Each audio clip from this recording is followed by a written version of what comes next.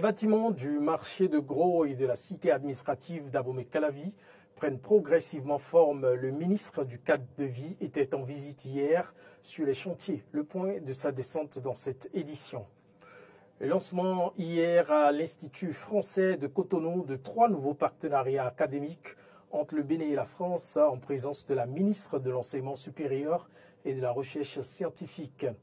Et puis, après 5 semaines de haute tension en Israël, comment se présente le pays aujourd'hui? Nos confrères de RT nous en informent en fin d'édition.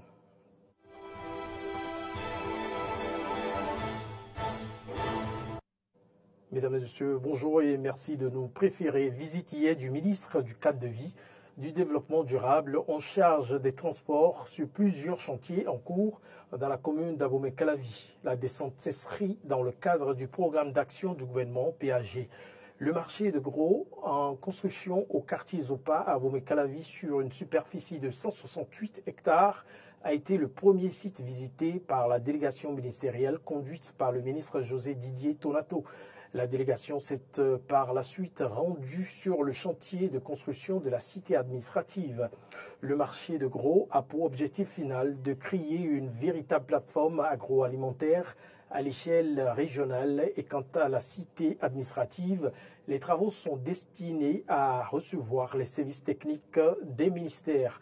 Il ressort qu'en général, les travaux de construction des 2 chantiers démarrés depuis février 2021 avancent à pas géants et sont en de très bonnes voies d'exécution. Et la ministre donc de l'Enseignement supérieur et de la Recherche scientifique a procédé ce matin au lancement de 3 nouveaux partenariats académiques entre le Bénin et la France. Il s'agit des partenariats de la 2e édition du programme Partenariat avec l'enseignement supérieur africain. La cérémonie a eu lieu à l'Institut français du Bénin à Cotonou. Compte rendu Clémence Tonoucoin. Mettre en place des partenariats stratégiques pour co-construire entre pairs des filières de formation d'enseignement supérieur en Afrique en veillant à ce que les besoins socio-économiques locaux soient pris en compte tout en favorisant l'employabilité et la mobilité des étudiants et des enseignants. Tel est l'objectif du programme Partenariat avec l'enseignement supérieur africain PEA.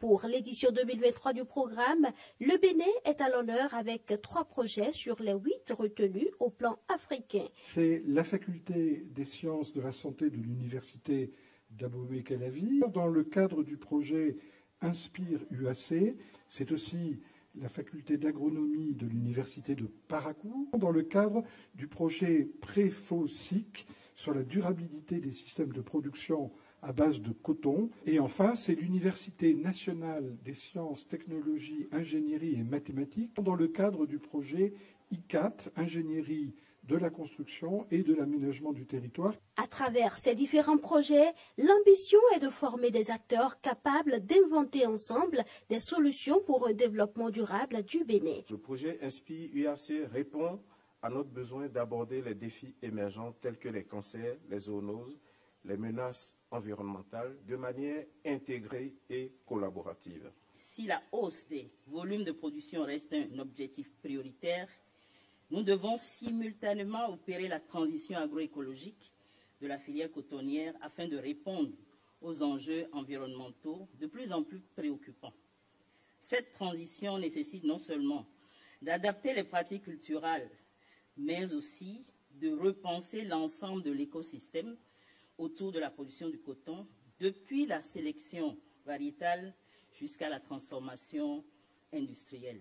C'est tout l'objectif du projet Préfosic. Financé par l'Agence française de développement, les projets sont mis en œuvre par l'Agence nationale de la recherche ANR et Campus France. S'adressant aux lauréats du PEA 2023, la ministre de l'Enseignement supérieur et de la Recherche scientifique a axé son message autour de 3 points. La première chose, c'est que nous avons la possibilité de mettre ensemble nos savoir-faire, de mettre en symphonie nos différences.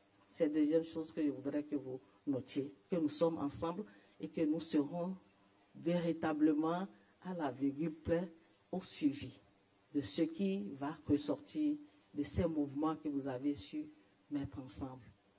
Troisième chose, c'est comment vous exprimez cette expertise, ce savoir-faire pour permettre à nos jeunes de pouvoir se retrouver, à nos jeunes de pouvoir prendre leur action.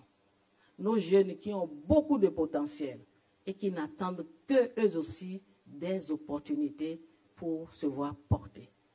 Lancé en 2020, le programme Partenariat avec l'enseignement supérieur africain soutient la création entre pairs africains et français de filières de formation professionnalisantes sur le continent africain. L'une des décisions issues du dernier Conseil des ministres de la création et l'approbation des statuts de la Société de radio et de télévision du Bénin SA, SRTB SA, par la fusion de l'Office de radiodiffusion et de la télévision du Bénin, ORTB, et du Centre multimédia des adolescents et jeunes du Bénin, CMAJB. Quelle lecture font les acteurs des médias de cette fusion? Réponse dans cet élément avec Clémence Toncoin. Avec la fusion de l'Office de radiodiffusion et télévision du Bénin, ORTB, et du Centre multimédia des adolescents et des jeunes du Bénin, CMAJB, comprenant la radio Ado FM et la télévision Ado TV, le gouvernement entend insuffler une nouvelle dynamique aux médias audiovisuels du service public béninois. La décision pourrait être perçue comme une réforme, mais pas celle attendue depuis peu dans le secteur des médias et annoncée par le chef de l'État au début de l'année 2023. Dès l'instant où une institution comme l'ORTB choisit de muer ou qu'on la fait muer, il y a très certainement une réforme. Après, il faut analyser les tenants et les aboutissants de cette réforme. Ce qui est bien difficile à l'étape actuelle. La HAC n'a encore remis aucun document au président de la République dans le cadre des réformes. Donc on ne peut pas dire forcément que c'est dans le cadre des réformes. Mais avant qu'on ne parle des réformes, depuis bientôt 1 an, il y avait un certain nombre de choses qui se passaient au niveau du service public. Je pense que ça doit être pour régler un problème de statut par rapport au CMAJB. Maintenant, pour ce qui concerne l'ORTB. Quand on dit ORTB, Office de radiodiffusion et télévision du Bénin, c'est plusieurs médias. La radio nationale, la télévision nationale, BB24, Atlantique FM, Radio Parakou, Septentrional FM, et il y a aussi le réseau des radios rurales locales. Donc tout ça, c'est le service public. Donc si je me suis dit que ça peut être dans l'optique de faire tout en un pour que cela permette à l'État d'opérer un certain nombre de réformes dans le service public de l'information. En tant que média au service du citoyen béninois, l'ORTB a besoin de répondre année après année aux attentes du public béninois. Il est donc nécessaire que l'institution évolue en tenant compte de ces attentes. Quand on parle d'une société anonyme, on peut se demander d'où proviendra le capital. Est-ce que nous restons purement dans le service public avec un financement de l'État ou est-ce que nous avons un apport, par exemple, de capitaux privés? Et si nous avons un apport de capitaux privés, ça ne peut pas être sans conséquence. L'autre chose, c'est de savoir de quelle façon va évoluer la nouvelle société par rapport aux attentes des Béninois. S'il s'agit du service public, il demeure vrai que la cible principale demeure le contribuable béninois. Alors, si c'est le contribuable qui finance, ce sont ses intérêts qui doivent être mis en avant et non pas ceux du gouvernement, par exemple, comme ça a toujours été le cas jusqu'à présent. Et voilà pourquoi, pour moi, qu'on donne la forme de société, qu'on continue à être office ou tout ce qu'on veut, le plus important, c'est de définir exactement quelle sera la mission du média en question. Tant qu'on n'a pas réglé cette question-là, en vérité, on se paye de mots, on fait semblant, mais on ne destine plus les médias en question à leur mission véritable. Alors, dans le même sens, Michel Aonon mettra l'accent sur 2 aspects, le commercial et la gestion des ressources humaines. il y a l'aspect commercial, il y a l'aspect de la gestion des ressources humaines. Mais pour ce qui concerne l'aspect commercial, lorsqu'on dit société SA, c'est purement commercial. Et moi, la question que je me pose, c'est que les médias du service public n'ont pas forcément vocation à générer du bénéfice à l'État. En dehors de ça, je pense que si ce que le gouvernement vient de faire va permettre d'équiper la SRTB de manière à ce que, non seulement d'équiper en matériel audiovisuel, mais de faire en sorte que, dans le cadre de la gestion des ressources humaines aussi, qu'il y ait un recrutement de personnel pour renforcer le capital humain qui est là et que la formation accompagne et pour faire du service public un service qui soit non seulement accessible aux derniers des citoyens parce que c'est le public, mais que cela puisse, je vais dire, que cela puisse agir aussi sur la grille des programmes, sur la ligne éditoriale, de manière à ce que cela soit plus attractif. Si c'est fait dans le cadre de la réforme, ça va être bénéfique pour les téléspectateurs, les auditeurs et tous ceux qui interviennent dans la chaîne de production au niveau de l'office. L'équipe de football du groupe de presse Eden TV Diaspora FM continue les séances d'entraînement dans le cadre du match d'exhibition qui va l'opposer à l'association des journalistes résidents dans la commune d'Abomey-Calavi. La séance s'est tenue au centre sportif Takune d'Akasato. Suivez le reportage de Arthur Renaud. L'équipe du groupe de presse Eden TV Diaspora FM met les bouchées doubles pour gagner le match qui va bientôt l'opposer à l'association des journalistes d'Abomey-Calavi. Maurice Arnaud Agua, l'un des attaquants de l'équipe d'Eden TV Diaspora FM, rassure de ce que la victoire est déjà assurée. L'essentiel est que nous sommes sûrs d'une chose, nous allons donner du fil à retordre à l'équipe adverse. Et je sais quand même que nous allons aussi faire plaisir au public, à tous ceux qui viendront supporter le groupe de presse à l'occasion de ces 10 ans. Et pour y arriver, l'équipe compte sur 3 paramètres à savoir. Nos forces, c'est nos forces physiques, techniques, défensives, parce que nous avons toutes les qualités. Et puis au goal, ne l'oubliez pas, nous avons notre gardien vedette à la personne du directeur général Donclam Abalo, qui donc a le don de faire des arrêts spectaculaires. Donc vraiment, il y aura du spectacle. Ça là, c'est à coup sûr. Et vous pourrez donc faire le déplacement de partout, de Cotonou, même d'Akpakpa, de Porte-Novo, de Parakou. Donnez-vous du plaisir et venez voir ce que nous sommes capables de faire. L'équipe semble être enthousiasmée, la connexion est déjà créée et les joueurs prêts pour le match. On sent déjà une connexion qui est en train d'être créée, qui se crée déjà petitement, mais aujourd'hui on a senti plus la connexion qui a pris. Il va falloir travailler les coups d'œil et être à droite devant les buts. Bon, moi je pense qu'on va éteindre l'équipe adverse, même si on n'a pas eu encore l'occasion de les voir jouer, de savoir de quoi ils sont capables. Nous comptons déjà sur nos atouts et je sais que le mercredi 22, ça va être du beau, on va les éteindre.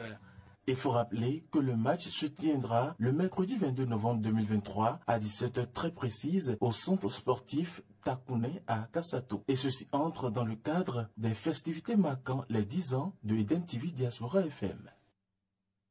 Un match à suivre absolument hors de nos frontières alors que les manifestations et les appels au cessez-le-feu se multiplient dans le monde en rapport au conflit israélo-palestinien. Les bombardements continuent dans les 2 camps. Suivez avec nos confrères de RT France le point de la situation actuelle en Israël. Après 5 semaines de guerre dans la bande de Gaza, Tsahal affirme obtenir des succès. Ainsi, l'armée de l'air israélienne a frappé 200 installations militaires du Hamas dans la bande de Gaza au cours des dernières 24 heures, selon le service de presse de Tsahal, qui déclare également avoir découvert au cours de l'opération terrestre un puits de tunnel terroriste situé dans une mosquée dans Gaza. Parallèlement, l'armée israélienne précise que le nombre de soldats tués au cours de l'opération terrestre dans la bande de Gaza s'élève à 46. C'est ce que rapporte le quotidien The Times of Israel. Au total, les forces de défense israéliennes affirment avoir détruit 15 000 cibles depuis le début de l'opération terrestre dans la bande de Gaza. Je peux annoncer qu'en 38 jours d'offensive à Gaza, nous avons obtenu des résultats importants. notamment la destruction de 15 000 cibles, dont 300 tunnels souterrains. Pour démontrer l'utilisation des hôpitaux et des tunnels à Gaza par le Hamas, le porte-parole de Tsahal, le contre-amiral Daniel Hagari, s'est rendu dans l'enclave. Celui-ci a pénétré dans un tunnel et en est ressorti par le sous-sol de l'hôpital de Rantissi, où, selon lui, des otages israéliens étaient auparavant détenus par le Hamas. Je voudrais vous montrer une salle où nous avons trouvé tout l'équipement opérationnel du Hamas. Le Hamas se sert des hôpitaux. Nous vous avons présenté des preuves dans l'hôpital Al-Shifa, c'est-à-dire dans un autre hôpital. Maintenant, nous sommes en direct de l'hôpital Rantissi. En ce moment, ils mènent leurs opérations. Regardez ce que le Hamas entrepose dans l'hôpital. Je voudrais vous faire comprendre. Cet équipement s'emploie dans les combats majeurs. Ce sont des explosifs, des gilets explosifs. C'est un gilet que les terroristes utilisent pour se faire sauter contre les soldats. Et cela se trouve dans l'hôpital, parmi les patients. Il y a des grenades à main, des kalachnikovs, des lance-roquettes. Ils tirent depuis l'hôpital. Dans la matinée, Tsahal a donné un point de presse sur l'opération dans la bande de Gaza. Le porte-parole des forces israéliennes, Peter Lerner, a déclaré que l'État hébreu ne se fixait pas de délai pour l'achèvement de l'opération terrestre dans la bande de Gaza. Selon ce dernier, Tsahal a été chargé de l'opération et a reçu l'ordre d'éliminer et de détruire le Hamas, je cite, en tant qu'organe directeur et organisation terroriste. Le porte-parole de Tsahal a ajouté qu'il ne croyait pas aux données publiées par la partie palestinienne sur le nombre de civils tués dans la bande de Gaza et que l'armée israélienne ne disposait pas de ses propres estimations à cet égard. Selon les autorités palestiniennes, le nombre de morts s'élèverait à environ 11 500. Toujours selon Peter Lerner, Tsahal est confiant dans le fait qu'en cas de menace, les États-Unis sont prêts à activer 2 groupes de frappe aéronavale stationnés dans l'est de la Méditerranée depuis un mois. Peter Lerner a également évoqué la situation humanitaire dans la bande de Gaza. Selon celui-ci, plus d'1 million de civils ont pu être évacués du nord de la bande de Gaza depuis le début de l'opération terrestre. De son côté, l'autorité palestinienne déplore la situation avec les hôpitaux dans la bande de Gaza. Selon le ministre palestinien de la Santé, le travail de tous les hôpitaux fonctionnant encore à Gaza sera interrompu d'ici 48 heures si les centres médicaux ne reçoivent pas rapidement de l'aide. Les services de santé sont déjà hors service, notamment dans la partie nord de Gaza. Les 2 plus grands établissements de santé, les hôpitaux Al-Shifa et Al-Quds, ont cessé leurs activités lundi à cause du manque de carburant pour les équipements médicaux essentiels. À l'hôpital Al-Quds, dans le nord de l'enclave palestinienne, quelques 300 employés et patients sont toujours bloqués à l'intérieur du bâtiment. C'est ce qu'a indiqué le Croissant Rouge palestinien. Nos équipes médicales, nos patients et nos blessés avec leurs accompagnateurs restent à l'hôpital sans nourriture, sans eau et sans électricité. Ce sont 300 personnes. De plus, le Croissant Rouge palestinien a signalé l'arrêt du générateur principal et du générateur d'électricité de l'hôpital Al-Amal dans le sud de la bande de Gaza. Cette panne aurait mis en danger la vie de 90 patients qui sont actuellement soignés dans l'hôpital. Quelques 9000 réfugiés se trouvent toujours dans les locaux du Croissant Rouge palestinien à Gaza. Les Nations Unies tirent elles aussi la sonnette d'alarme sur la situation des hôpitaux à Gaza. Depuis le 13 novembre, tous les hôpitaux de la ville de Gaza et du nord de la bande de Gaza, à l'exception d'un seul, sont hors de service en raison du manque d'électricité, de fournitures médicales, d'oxygène, de nourriture et d'eau, aggravé par les bombardements et les combats qui se déroulent à proximité. L'hôpital Al-Ali de la ville de Gaza, qui accueille actuellement plus de 500 patients, serait le seul établissement médical en mesure de recevoir des patients malgré les pénuries croissantes et les difficultés. L'ONG de défense des droits de l'homme Human Rights Watch a de son côté demandé que les frappes israéliennes sur les hôpitaux de Gaza fassent l'objet d'une enquête pour crimes de guerre. Les activistes de l'organisation ont également demandé aux États-Unis, à la Grande-Bretagne et à d'autres pays occidentaux de cesser de fournir des armes à Israël et d'exiger que Tel Aviv rétablisse l'approvisionnement en eau et en électricité dans l'enclave. D'après le quotidien américain The Wall Street Journal, les troupes israéliennes auraient atteint au moins l'une des portes du plus grand hôpital de Gaza, où selon Israël,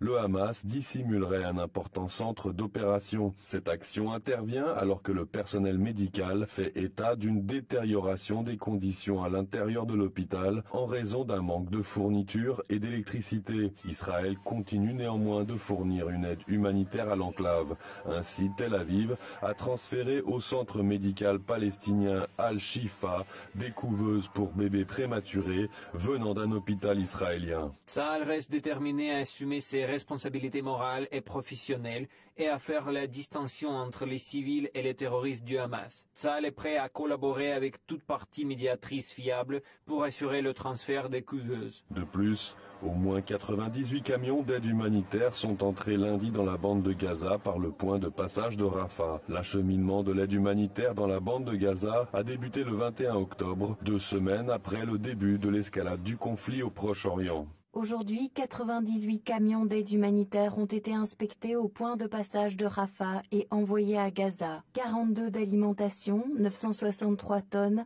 14 d'équipements médicaux, 176 tonnes, 19 d'eau, 380 tonnes, 15 d'équipements pour abri, 225 tonnes, 8 de matériaux divers, 137 tonnes. La coordination précise qu'il n'y a pas de limite à l'aide et invite les organisations internationales à participer. Selon l'organisation, Israël est en guerre contre le Hamas, pas contre la population de Gaza.